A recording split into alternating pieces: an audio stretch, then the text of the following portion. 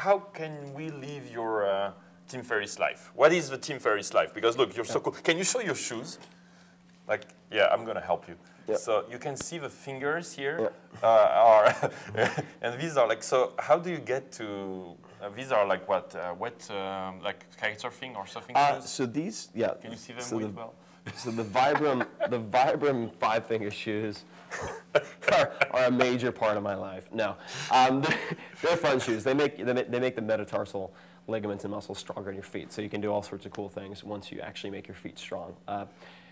But oh, really? Yeah. You try to move all the fingers? No, just by walking with these toes, shoes. I mean. Yeah, exactly. Cool. Improves your pressing strength. For those of you guys out there who want to increase your overhead pressing strength, you can usually get another 10 to 15% out of your pressing strength if you make your feet really strong. It's a long conversation, but anyway. So what's your life like? So, because you're saying you have no appointment, you have no, you have a virtual assistant. We have to talk about that. Right. You have, you know, you live the best life, right? You travel all the time. I live a. You never work. That's so. This comes. I think this brings up the crux definition, right? So what is work? And there are a lot of sort of ankle biters out there like, Tim Ferriss defines work any way he wants. So, you know, of course he can say he's not working if he defines it a certain way. That's not true. I mean, I've defined work in the context of the book very clearly since day one, and that is something that you either do primarily for financial reasons or something you'd prefer to do less of. So there are, meaning that there are teachers, there are pastors, there are many people, entrepreneurs, who love what they do, but they don't, there's a point where it becomes unmanageable and unsustainable at 80, 100 hours. So how do you cut it back to a point where you get the best results for your invested time? So the one thing that I do not promote is idleness. I really think that you should make mistakes of ambition and not mistakes of sloth. So I am, by any conventional measurement, very, very active. I mean, I'm meeting with a number of people today, a few startups, and You're saying it's I'm freeze invest. there. Is the video freeze there? No, it doesn't look like. Okay. Okay. What I promote is valuing time as the most valuable non-renewable currency, and recognizing that income without time has no value. And once you do that, Income without time? income without time has no value, because income has no intrinsic value. It is, the value that it has is what you can trade it for. And even if what you trade it for is a possession, ultimately what you're looking for is an experience. And without time, there's no experience. So if you want to read more about stuff like that, pick up Seneca, Letters from a Stoic, Epicurus, also pretty good. A lot of the reading that I do is very, very old. Wait, on this one I have a quote for you from your book. Doing something unimportant well does not make it important. Right.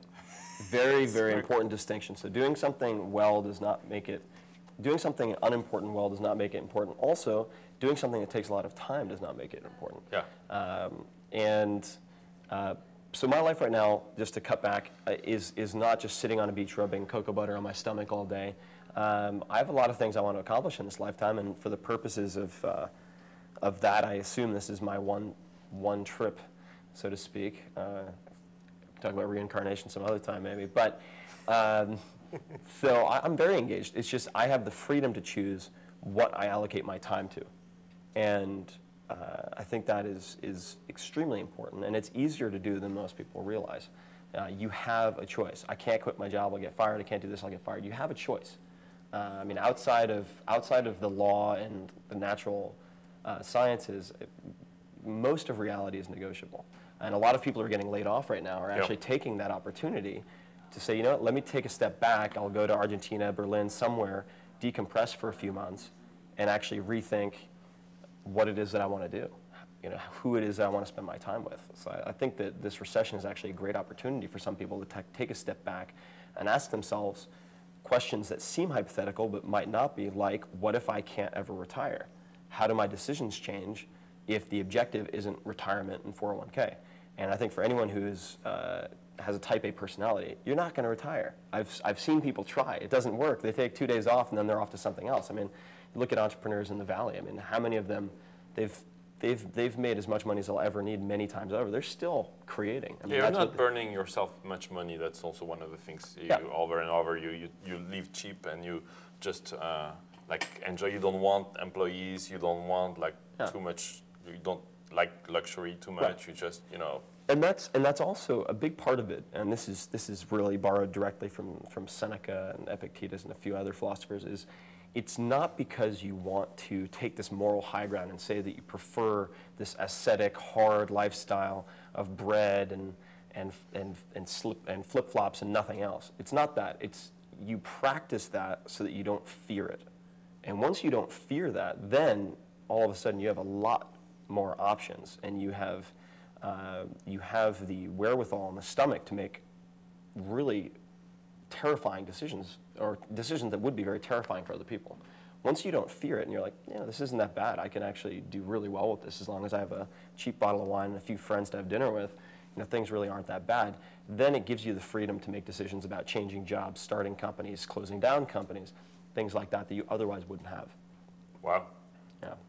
Wow, it's been a good 40 minutes. So we'll take like a few questions from there, and then you can keep. Of course, we will post this on Seismic too, and we'll post it on YouTube as well, so you can all find it. But like, let's see. Do you have a Loic.tv exactly? I'll let you choose the questions. Do you guys have questions here? The shoes. Oh yeah, why do you wear orange all the time? I like bright colors. This actually came about when a friend of mine, AJ Jacobs, who's an editor at large at Esquire magazine, wrote a book called My Year of Living Biblically. And we tried to follow all the rules in the Bible for 1 year, which is extremely, extremely impossible to do. But he really gave it a good shot. And one of the things he did is he wore white linen almost all the time. And he said that one of the greatest things he took out of that entire experiment was wearing white. And he just found that it made him, it just improved his mood tremendously. To wear orange? Well, not orange, but to wear something other than black. For many years, I just found that black and gray, they matched with anything. They were easier to wear. So I like orange, I like green. I don't wear just orange, but today I happen to be wearing orange. You can see I need a stylist. I have burgundy and then blue shoes with fingers on them, so I wouldn't take. You have to tell us where we can find those shoes. Vibrant. So Vibram. Vibram shoes. Oh, Vibram. They actually make. They started out making soles for hiking boots and other shoes, and I'm guessing Vibram.com, but you can check them out. So there are a few questions on your virtual assistant. Postgres.com. What's my relationship with them? I'm an investor, so I help them with mostly. UI design, conversions from the homepage to sign up, and also talking about all the usual things you'd expect, monetization strategy and things like that. Do you still use a virtual assistant? Do you still have one? Yeah. Oh yeah. Where is she or he? My main virtual assistant is on an island off of Vancouver. So I was actually visiting Vancouver because she said she was around Vancouver, and I was like, maybe we should meet up for coffee. And she was like, well, you'd have to take a 2-hour boat ride. So that's where she is. And then I have, for lower level tasks, I actually use a company called Ask Sunday, so asksunday.com. And they're the only VA service besides my Canadian assistant that I have on speed dial. You can call them up. They have all my data on file. Call them up, give them something to do. Takes 30 seconds, and they'll either email it to me or call me back. You have to manage the assistant. You see what I mean? You have to think about what you give them and so on. Well, yeah, I mean, you do, but this is no different from having an employee. So, I mean, it's exactly the same. So, if there's something that you can do, like go onto orbits, I'll give you an example of where this is valuable. Because people might say, well, I can go onto orbits and I can get my flight in 2 minutes. Why should I pay somebody to do that? The reason you should pay someone to do that is because the cost of interrupting an important task is not just those 2 or 3 minutes. This is especially clear with something like writing, where if I take myself out of that writing groove, it can take me 30 minutes to get back to where I was. But that's certainly also true if you're working on some Which is one of your big advice is don't multitask. Yeah, Just be extremely focused. Don't read chat rooms while you talk to someone. Right. Don't alt-tab to IM 70 times a day, which is apparently the average. Don't read tweets all day long? Not all day long. Yeah, take a break. Even if you single task for short periods, 20 to 30 minutes at a time. I mean, really use something like a countdown timer. Like I think it's Egg Timer is the one I tend to use. I think it's egg.timer or eg.g timer. It's neat. Check it out. They're asking how much you're paying your virtual assistant. Can you say this or maybe not? Yeah, I can say it. Yeah, that's fine. So I'm actually paying her about somewhere between 25, I think it's 25 to 30 an hour, which is, it's not cheap. I mean, that adds up. If she's full-time, that's about $60,000, $50,000 to $60,000 a year.